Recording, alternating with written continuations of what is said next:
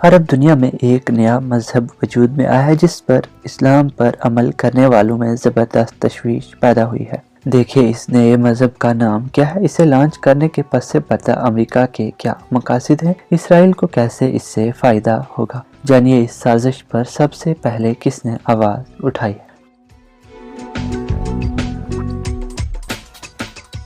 Trump نے جب متحدہ عرب امارات اور بحرین سے اسرائیل کو تسلیم کروایا تو عرب اسرائیل میں ہونے والے معاہدے کو ابراہیم معاہدے کا نام دیا گیا۔ تب کسی کو بھی یہ سمجھ نہیں تھی کہ اس معاہدے کا نام جناب ابراہیم علیہ السلام کے نام پر کیوں رکھا گیا ہے، لیکن اب آہستہ آہستہ اس سازش کے پس پردہ سارے راز کھل کر سامنے آنے لگے ہیں۔ عرب دنیا میں اس سازش پر کھلبلی مچی ہے۔ صورتحال اس قدر تشویشناک ہو گئی ہے کہ عرب دنیا کے قدیم اور سب سے بڑے دینی ادارے جامعۃ الازہر کو اس پر اپنے رد عمل کا اظہار کرنا پڑا ہے۔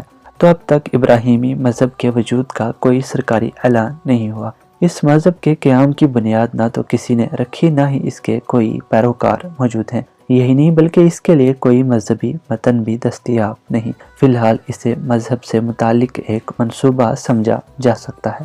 اس منصوبے کے تحت ماضی قریب میں اسلام، عیسائیت اور یہودیت میں شامل مشترکہ پیغامات پر مبنی حضرت ابراہیم علیہ السلام کے نام سے ایک مذہب بنانے کی کوششیں شروع کی گئی ہیں۔ یعنی مقصد ان تینوں مذاہب میں شامل ایمان اور عقیدے سے متعلق تقریباً ایک جیسی باتوں پر انحصار کرنا ہے۔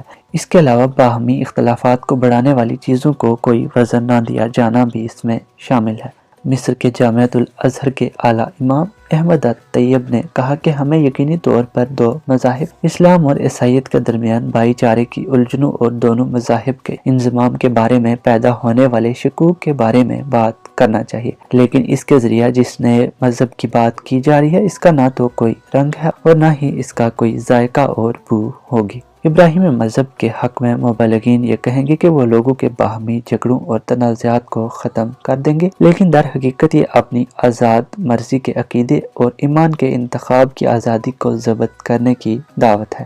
عرب دنیا میں اسے لوگ ایک سیاسی مذہب قرار دے رہے ہیں جس کا مقصد اسرائیل کو تسلیم کروانا ہے۔ یہی وجہ ہے کہ متحدہ عرب امارات اور بحرین کے ساتھ اسرائیل کے معاہدے پر امریکی محکمہ خارجہ کے اعلامیے میں کہا گیا تھا، ہم تین ابراہیمی مذاہب اور تمام انسانیت کے درمیان امن کو آگے بڑھانے کے لیے بین الثقافتی اور بین مذہبی مکالمے کی حمایت کرنے کی کوششوں کی حوصلہ افزائی کرتے ہیں۔ اس سے یہ ظاہر ہوتا ہے کہ اسرائیل کے ساتھ تعلقات کو معمول پر لانا خالصتاً سیاسی یا اقتصادی معاہدہ نہیں بلکہ اس کا ثقافتی پہلو بھی ہے۔ عمومی طور پر یہ مانا جا رہا ہے کہ متحدہ عرب امارات نہ صرف مذہب ابراہیمی پر عمل پیرا ہے بلکہ اس کی تشہیر بھی کر رہا ہے۔ ملک کے کچھ مفتی بھی اس کام پر لگا دیے گئے ہیں۔ امریکہ اور اسرائیل اسے جو بھی نام دیں، لیکن یہ ٹرمپ اور اس کے یہودی داماد جیرڈ کشنر کی امت مسلمہ کے خلاف ایک خطرناک سازش سمجھی جا رہی ہے۔ اب دیکھنے والی بات یہ ہوگی کہ آل سعود اور اس کے پیروکار کب تک ٹرمپ کے اس مذہب کو قبول کرتے ہیں۔